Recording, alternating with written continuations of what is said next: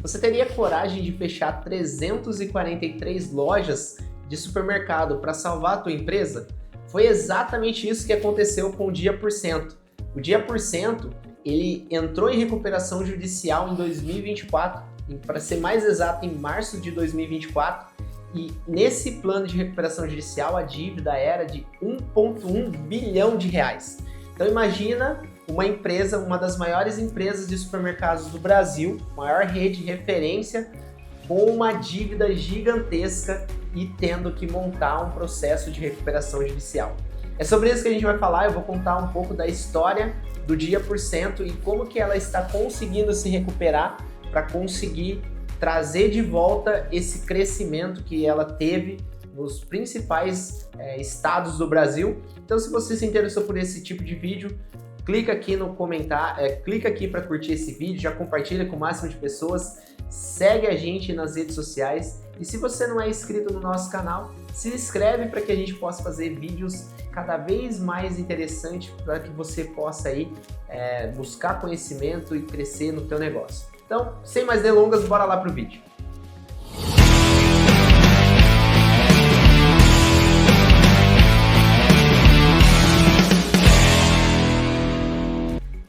O supermercado Dia% entrou em recuperação judicial em 2024, com a dívida de 1,1 bilhão de reais, e isso graças a algumas operações ineficientes, principalmente em alguns estados que ele não conseguia operar de forma padronizada, E isso gerou um problema gigantesco que quase levou o Dia% à falência. E aí, quando ele estava com essa dívida gigantesca, batendo 1,1 bilhão de reais, ele fez uma coisa muito inusitada, que foi fechar 343 lojas para que ele pudesse se recuperar desse rombo gigantesco bilionário. Para a gente entender um pouco mais sobre o que aconteceu, nós vamos comentar aqui um pouco da história do Dia%. Então o Dia% ele cresceu de uma forma muito acelerada, tomou conta aí de todas as maiores cidades do Brasil e ele cresceu através de uma estratégia que era ter presença em muitos lugares.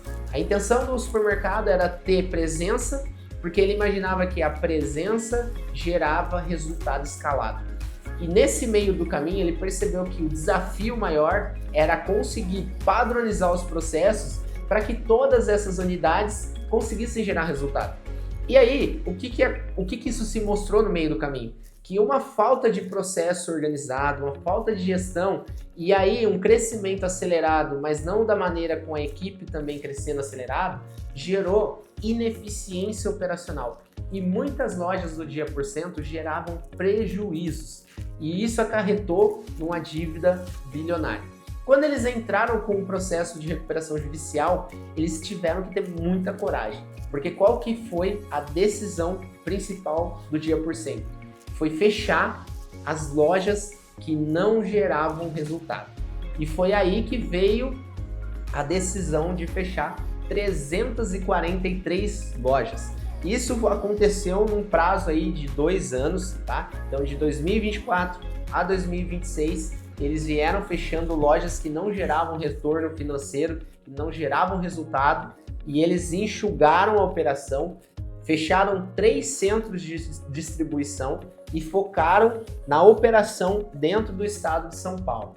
E aí eles ficaram com aproximadamente 244 lojas abertas, operando, gerando resultado, tomando fôlego, e em 2026 eles conseguiram encerrar o plano de recuperação judicial.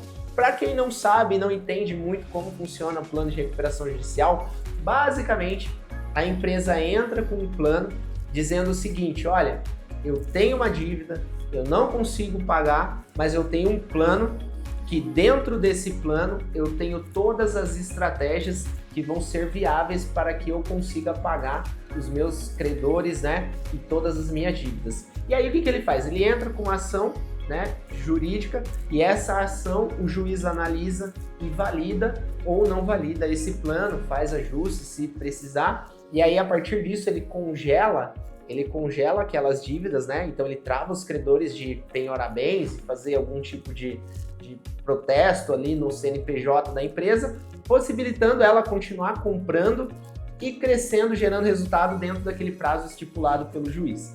E foi esse o prazo que o juiz deu, que ele tinha até outubro de 2026 para concluir esse plano de recuperação.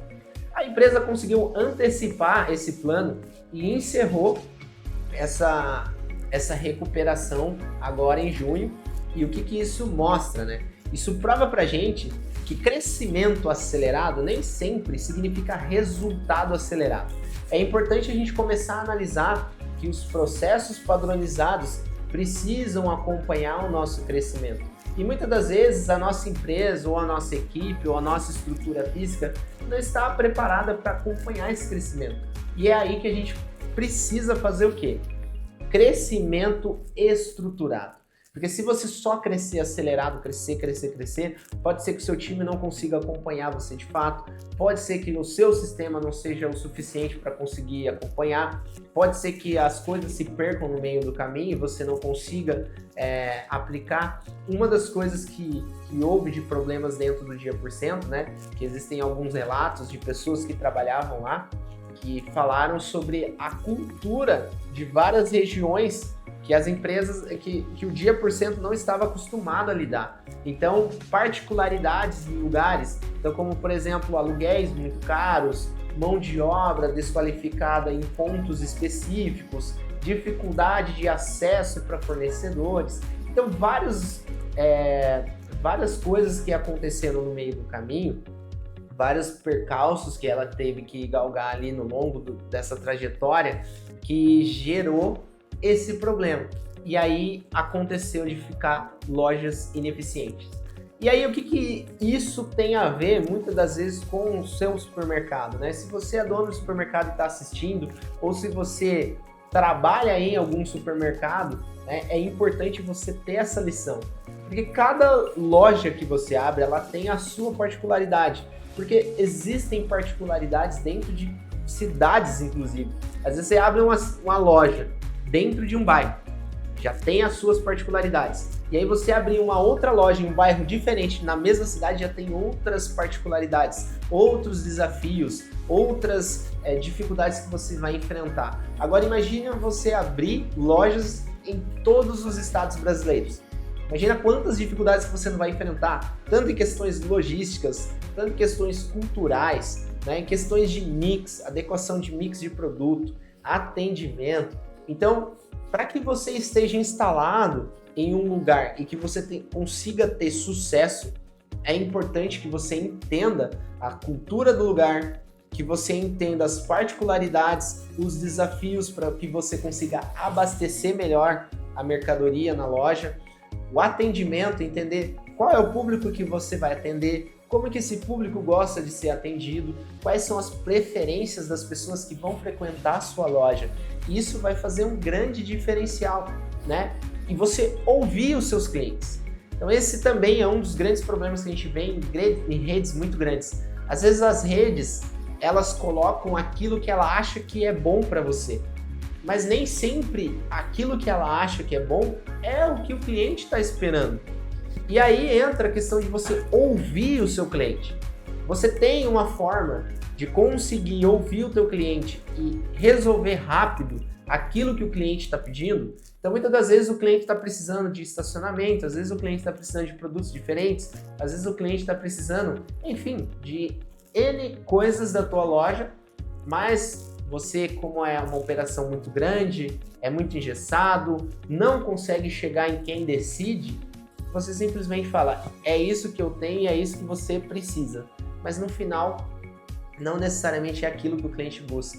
Então tomem cuidado, tá? Tomem cuidado porque isso é uma lição muito grande e mostra o quanto você focar de fato naquilo que dá resultado, você consegue estruturar um corpo muito forte. Porque a gente vê que em 2 anos, a empresa que estava com a dívida de 1,1 bilhão de reais conseguiu enxugar a operação, reduzir coisas que não eram eficientes, focar na rentabilização da loja. Ele conseguiu recuperar isso em 2 anos.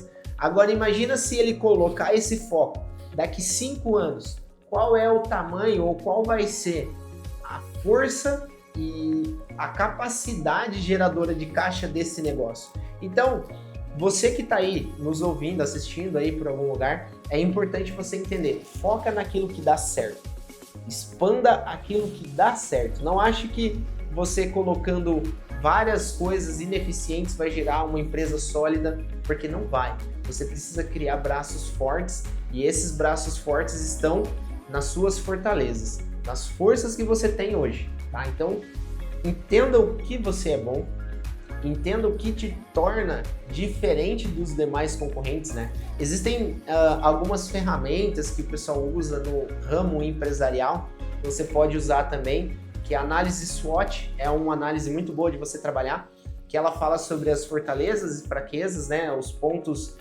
de oportunidades e as ameaças, mas, cara, entenda qual é o seu ponto forte, aonde que você pode botar mais energia, que vai gerar muito mais resultado e resultado rápido. Dentro do supermercado existem várias oportunidades que, por conta de você ficar preocupado em crescer, às vezes você deixa de lado coisas que você poderia aplicar hoje no seu negócio e ter muito mais resultado do que aumentar lojas e às vezes lojas ineficientes que não geram resultado. Então, espero que você tenha gostado desse vídeo. Se você gostou desse tipo de conteúdo, coloca aqui nos comentários e não se esqueça de compartilhar esse vídeo com o máximo de pessoas, porque é um conteúdo que a gente estuda para fazer, é um conteúdo que a gente traz aqui de notícias que reúnem várias ideias, várias coisas, então ajuda a gente a criar cada vez mais conteúdos como esse. E se inscreve no nosso canal, ativa o sininho para você fortalecer o nosso canal e sempre estar aqui com a gente. Então, espero você no próximo vídeo. Fique com Deus. Tchau!